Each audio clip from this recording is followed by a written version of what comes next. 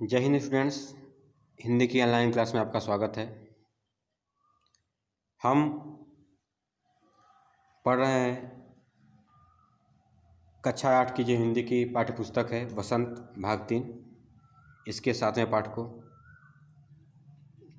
और इस पाठ का जो शीर्षक है वह क्या निराश हुआ जाए, जिसके लेखक श्री हजारी प्रसाद द्विवेदी जी हैं और यह एक निबंध है। इसके पिछले भाग में आपने देखा, 2 वीडियो हमने भेजे आपको। इसमें आपने देखा कि किस तरह से ईमानदारी है।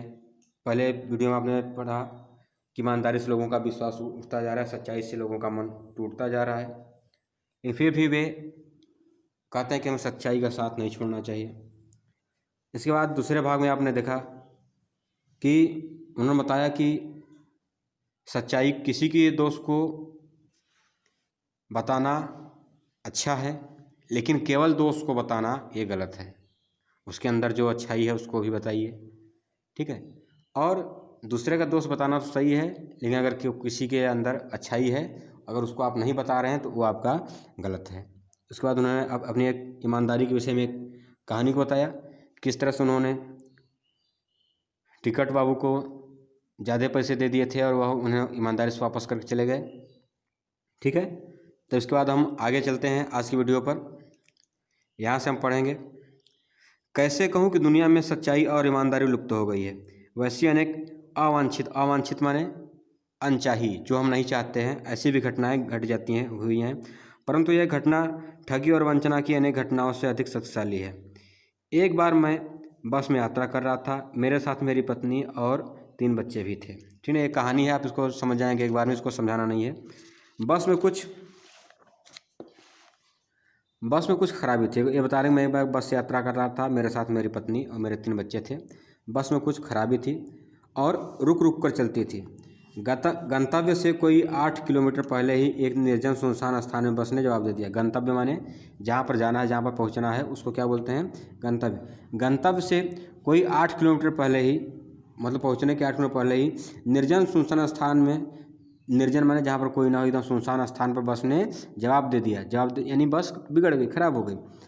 रात के कोई 10 बजे होंगे। बस में यात्री घबरा गए। कंडक्टर उतर गया और एक साइकिल लेकर चलता बना।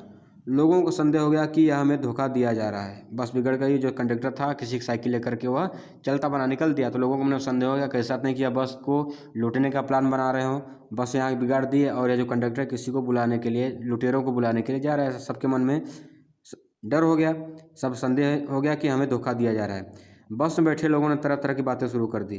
किसी ने कहा, यहाँ डकैती होती है, 2 दिन पहले इसी तरह एक बस को लूट लिया गया था, परिवार सहित अकेला मैं ही था, ठीक है। जैसे आप देखें कि जैसे एक छोटी सी बात को कितना बढ़ा चढ़ा के बोला जाने लगता है आपके समाज में, ठीक। तो कोई इसमें बोल दिया कि नहीं, यहाँ पर डकैती होती रहती, इसी तरह से लोग बस रोक करके बस को लुटवा देते हैं। वो बोलते हैं कि इस बस में केवल मैं ही था जो अपने 20 बच्चों के साथ था। बच्चे पानी के लिए चिल्ला रहे थे, पानी का कहीं ठिकाना न था। ऊपर से आदमियों का डर समा गया। वो कहते हैं कि बस में बच्चों के साथ मैं था, बच्चे पानी के लिए प्यासे थे, तरस रहे थे, और ऊपर से आदमियों का डर भी हमारे मन में बैठा हुआ था, ठीक है। कुछ नौजवानों ने ड्राइवर को पकड़ा, मारने पीटने का हिसाब बनाया। उसी में कुछ नौजवान भी हैं, जैसे आप लोग जानते हैं कि कहीं कोई गड़बड़ी होती है तो पहले ड्राइवर को मारने पीटने की नौबत आ जाती है। कुछ नौजवानों ने ड्राइवर को पकड़कर मारने पीटने का हिसाब बनाया। ड्राइवर के चेहरे पर हवाइयाँ उड़ने लगी। हवाइयाँ उड़ना माने डर जाना, तो उसके पर हवाइयाँ उड़ने लगी। लोगों ने उसे पकड़ लिया। वह बड़े कातर ढंग से, कातर मानता डरा हुआ, ठीक, वह बड़े कातर ढंग से मेरी ओर देखने लगा और बोला, हम लोग बस का कोई उपाय कर रहे हैं, बचाइए, ये लोग मारेंगे। वह जो ड्राइवर था, जब लोगों ने उसको घेर लिया मारने के लिए, तो वह डर गया और लेखक के पास गया और कहा कि हम लोग कुछ बस की व्यवस्था कर रहे हैं, कुछ व्यवस्था बनाएंगे, लेकिन आप हमें बचाइए, नहीं तो ये लोग हमको मार देंगे। डर तो मेरे मन में था, पर उसकी कातर मुद्रा, कातर माने डरी हुई मुद्रा, डरी हुई अवस्था को देख करके मैंने यात्रियों को समझाया, मारना ठीक नहीं है, परंतु यात्री इतने घबरा गए कि मेरी बात सुनने को तैयार नहीं थे। कहने लगे, इसकी बातों में मत आइए, धोखा दे रहा है। डॉक्टर को पहले ही कंडक्टर को पहले ही डाकुओं के यहाँ भेज दिया है। जैसे आप लोग इसके पहले ऊपर पढ़े कि वह जो कंडक्टर है साइकिल लेकर चला जाता है, तो लोग कहते हैं कि इसने कंडक्टर को डाकुओं के पास भेज दिया है, ठीक, और आपको धोखा दे रहा है, आप इसकी बातों में मत आइए। मैं भी बहुत भयभीत था। लेखक कहते हैं कि मैं भी बहुत डरा हुआ था। ड्राइवर को किसी तरह मारपीट से बचाया। 1.5-2 घंटे बीत गए। मेरे बच्चे भोजन और पानी के लिए व्याकुल थे। मेरी और पत्नी की हालत बुरी थी। लोगों ने ड्राइवर को मारा तो नहीं, पर उसे बस से उतारकर एक जगह घेर कर रखा। कोई भी दुर्घटना होती तो पहले ड्राइवर को समाप्त कर देना उन्होंने उचित जान पड़ा, ठीक। जैसे कि उन्होंने कहा कि ड्राइवर को उन्होंने मारने से बचाया, लोग छोड़ दिए उसको, लेकिन छोड़े नहीं, उसको पकड़ करके घेरे रहे कि अगर कहीं कोई दिक्कत आती तो पहले ड्राइवर को मारा जाएगा, फिर जो होगा देखा जाएगा, ठीक। इसके बाद इसी समय मेरे गिड़गिड़ाने का कोई विशेष असर नहीं पड़ा। इसी समय क्या देखता हूँ कि एक खाली बस चली आ रही है और उस पर हमारा बस कंडक्टर भी बैठा हुआ है। वो बता रहे हैं कि कुछ समय तक लोग उसको घेरे रहे।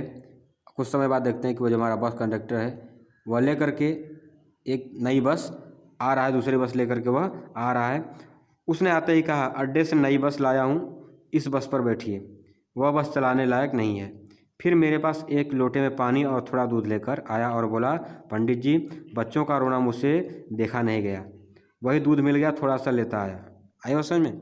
वह बोलता है कि कंडक्टर आया, नई बस लाया, ठीक है। सबको कहा कि आप लोग घबराइए नहीं, आप इस बस पर चढ़ जाइए।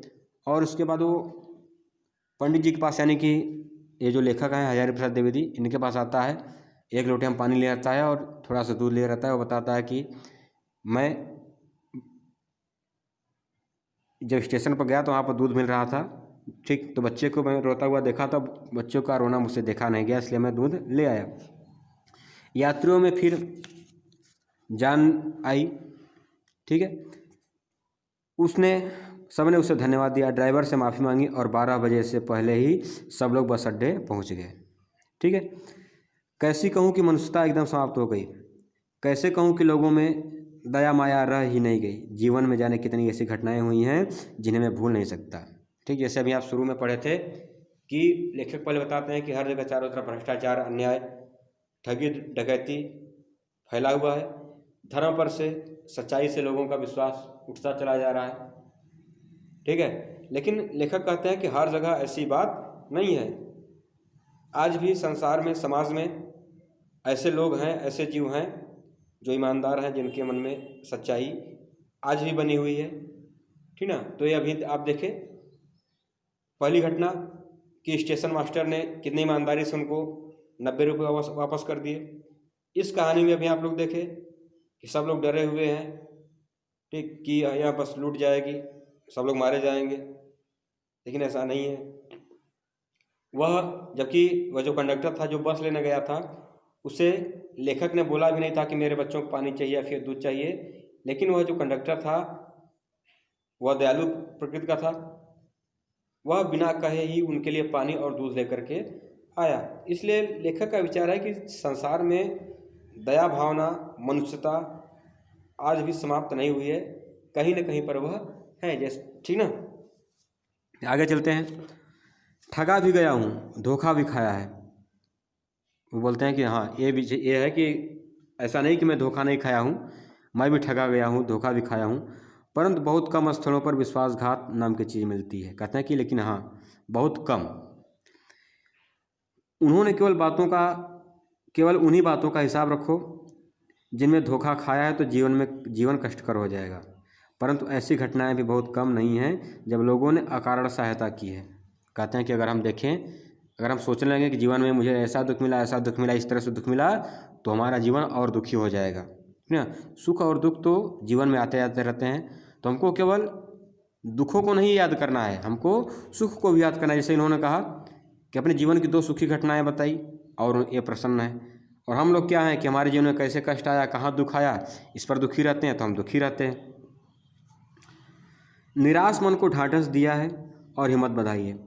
कविवर यतिन रविंद्रनाथ ठाकुर ने अपने प्रार्थना गीत में भगवान से प्रार्थना की थी कि संसार में केवल नुकसान ही उठाना पड़े, धोखा ही खाना पड़े, तो ऐसे अवसरों पर भी हे प्रभु मुझे ऐसी शक्ति दो कि मैं तुम्हारे ऊपर संदेह न करूं। मनुष्य की बनाई विधियां गलत नतीजे तक पहुंच रही हैं। तो इन्हें बदलना होगा। वस्तुतः आए दिन इन्हें बदला ही जा रहा है, लेकिन अब भी आशा की ज्योति बुझी नहीं है। महान भारतवर्ष को पाने की संभावना बनी हुई है, बनी रहेगी। मेरे मन, निराश होने की ज़रूरत नहीं है। वो कहते हैं कि हमारा समाज बन रहा है, बिगड़ रहा है, ठीक ना, इससे हमें डरने की, निराश होने की आवश्यकता नहीं है। अगर हम सभी लोग मिलकर के अच्छा प्रयास करें, ठीक, तो देश को आगे बढ़ा सकते हैं, अपने देश को, भारतवर्ष को महान बना सकते हैं, विश्वगुरु बना सकते हैं। हमको निराश होने की आवश्यकता नहीं है। ठीक है, इस तरह से आपका यह जो पाठ था आज पूरा हुआ, जिसके लेखक थे श्री हजारी प्रसाद द्विवेदी जी। ठीक, पाठ का नाम था क्या निराश हुआ जाए, और यह एक निबंध था। अगर आपको कहीं किसी प्रकार की दिक्कत आ रही है तो आप लोग कमेंट करके पूछ लीजिए। वीडियो को लाइक करें, चैनल को सब्सक्राइब करें। घर पे रहें, सुरक्षित रहें। धन्यवाद।